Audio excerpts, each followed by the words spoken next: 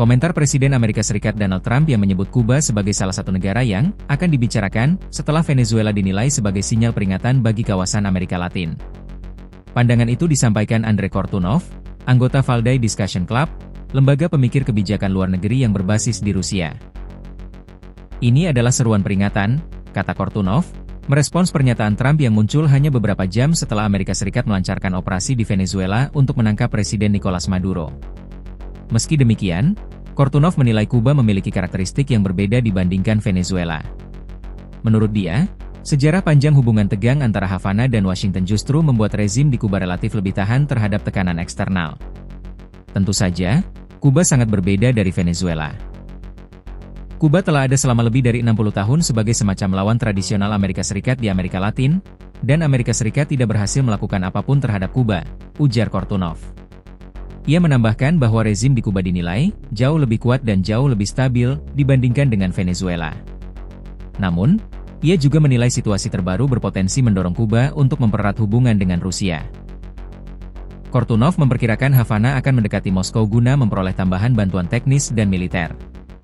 Dalam keadaan seperti ini, Moskow mungkin termotivasi untuk memasok Kuba dengan lebih banyak peralatan militer dan juga dengan lebih banyak dukungan politik, kata dia. Peringatan Trump ke sejumlah negara. Pernyataan Trump terkait Kuba muncul setelah Presiden Amerika Serikat itu mengirimkan peringatan kepada Meksiko, Kuba, dan Kolombia. Trump menyebut negara-negara tersebut berpotensi menjadi target selanjutnya setelah operasi di Venezuela. Serangan mendadak di Caracas tersebut juga dikaitkan dengan pernyataan Trump sebelumnya mengenai versinya atas doktrin Monroe. Dalam sejumlah komentar, Trump menegaskan bahwa Amerika Serikat tidak ragu untuk menempatkan pasukan darat jika diperlukan, sebuah pernyataan yang menandakan kesiapan Amerika Serikat untuk mempertahankan kehadiran langsung di kawasan Amerika Latin. Menteri Luar Negeri Amerika Serikat Marco Rubio turut memperkuat pesan tersebut. Rubio, yang memiliki latar belakang keluarga Kuba, mengatakan bahwa jika dirinya berada di Havana dan menjadi bagian dari pemerintahan Kuba, ia akan merasa khawatir. Jika saya tinggal di Havana dan jika saya berada di pemerintahan, saya akan khawatir, setidaknya, kata Rubio. Hingga berita ini disusun, Kedutaan Besar Kuba belum memberikan tanggapan atas permintaan komentar terkait pernyataan-pernyataan tersebut. Kritik terhadap Kolombia dan Meksiko. Selain Kuba, Trump juga kembali melontarkan kritik keras terhadap Presiden Kolombia Gustavo Petro. Trump mengklaim bahwa Kolombia memiliki setidaknya 3 pabrik kokain besar dan menyebut Petro harus berhati-hati. Dia membuat kokain. Mereka mengirimkannya ke Amerika Serikat. Jadi dia harus berhati-hati, kata Trump pada Sabtu, mengulangi pernyataan serupa yang ia sampaikan bulan sebelumnya. Petro dikenal sebagai sekutu Maduro. Ia sebelumnya menuduh Trump melanggar prinsip-prinsip dasar Perserikatan Bangsa-Bangsa dan menyatakan bahwa setidaknya satu serangan Amerika Serikat di lepas pantai Venezuela telah menargetkan warga sipil. Sementara itu, terkait Meksiko, Trump mengatakan kepada acara Fox Friends di Fox News bahwa sesuatu harus dilakukan dengan Meksiko.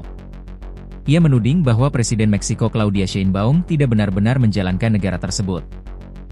Menurut Trump, kartel narkoba memiliki kendali yang kuat atas Meksiko. Mereka mengendalikan Meksiko, kata Trump. Ia juga mengklaim telah berulang kali menawarkan bantuan kepada Sheinbaum untuk memberantas kartel, namun ditolak. Dia sangat takut pada kartel-kartel itu, ujar Trump, menirukan penolakan Sheinbaum terhadap tawaran bantuan Amerika Serikat. Trump menegaskan bahwa Amerika Serikat pada akhirnya harus melakukan sesuatu. Kecaman dari negara-negara kawasan. Operasi Amerika Serikat di Venezuela dan pernyataan lanjutan Trump memicu kecaman dari sejumlah negara Amerika Latin. Kolombia, Kuba, dan Meksiko termasuk di antara negara yang menyuarakan keprihatinan atas dampak tindakan tersebut terhadap stabilitas kawasan. Kementerian Luar Negeri Meksiko menyatakan bahwa Amerika Latin dan Karibia merupakan zona perdamaian yang dibangun atas dasar saling menghormati, penyelesaian sengketa secara damai, serta larangan penggunaan dan ancaman kekerasan. Tindakan militer apapun sangat membahayakan stabilitas regional, demikian pernyataan Kementerian Luar Negeri Meksiko. Presiden Kolombia Gustavo Petro juga menegaskan sikap negaranya melalui media sosial X. Ia menyatakan bahwa perdamaian, penghormatan terhadap hukum internasional, serta perlindungan kehidupan dan martabat manusia harus diutamakan dibandingkan segala bentuk konfrontasi bersenjata. Dari Kuba, Presiden Miguel Diaz-Canel menyampaikan kecaman keras dalam sebuah rapat umum. Ia menyebut serangan terhadap Venezuela sebagai tindakan yang tidak dapat dibenarkan. Serangan terhadap rakyat yang damai dan mulia hanya dapat digambarkan sebagai tindakan pengecut, kriminal, dan hianat, kata Diaz-Canel. Pernyataan-pernyataan tersebut menandai meningkatnya ketegangan antara Amerika Serikat dan sejumlah negara Amerika Latin.